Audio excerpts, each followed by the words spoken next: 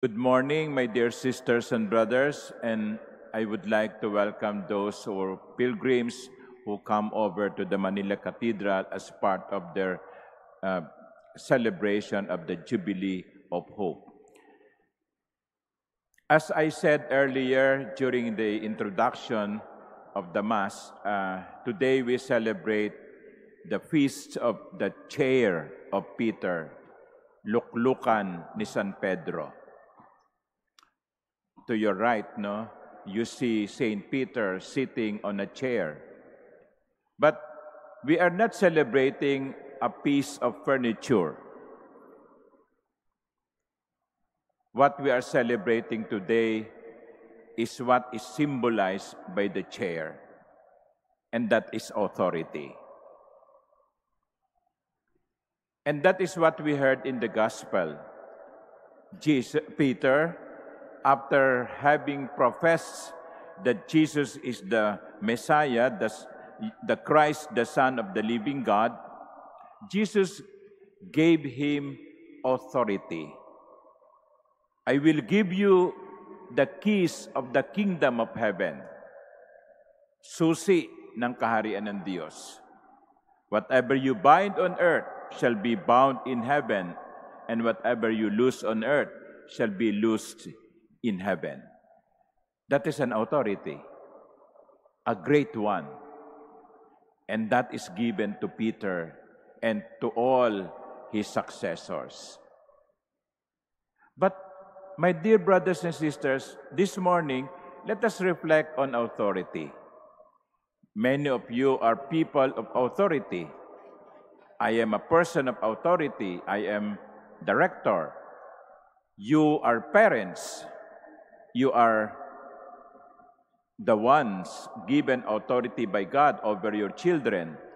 Some of you are teachers. Some of you are bosses in their offices. You have authority. We have authority. But how should we understand authority? Why are we being given authority? Why was Peter given authority, given the keys?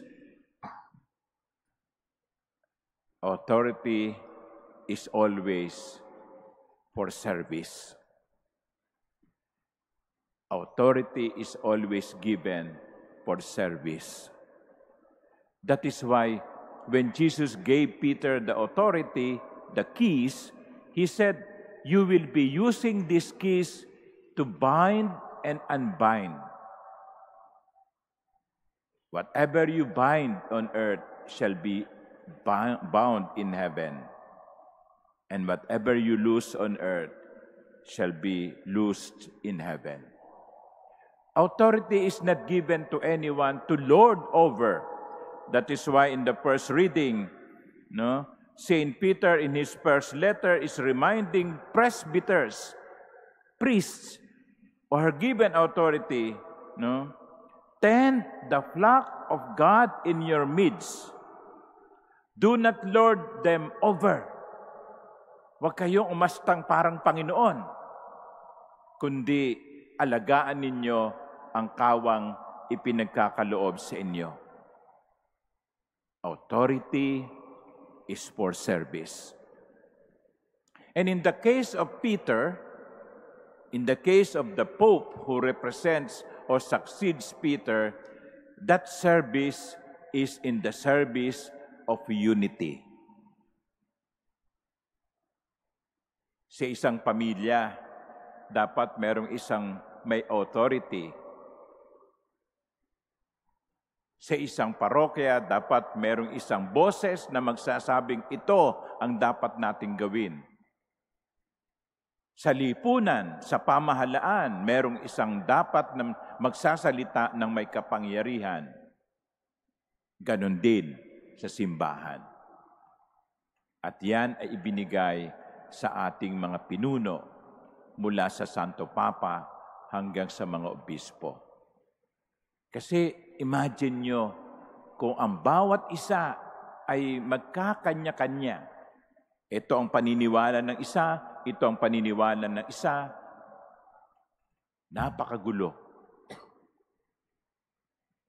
Kaya nga, ibinibigay ang kapangyarihan bilang pamamaraan ng paglilingkod para sa kaganapan ng pagkakaisa. That is why when the Pope speaks and teaches, he will always speak and teach to promote unity.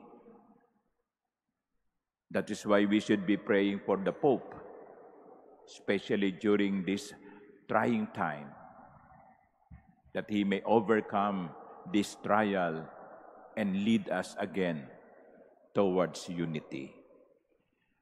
And so, my dear brothers and sisters, as we celebrate this chair of Peter, the symbol of authority, which is at the service of unity, let us always be loyal to the teaching of the Pope, because we know that the Lord, the Spirit, the Holy Spirit, will not allow errors to overcome the truth.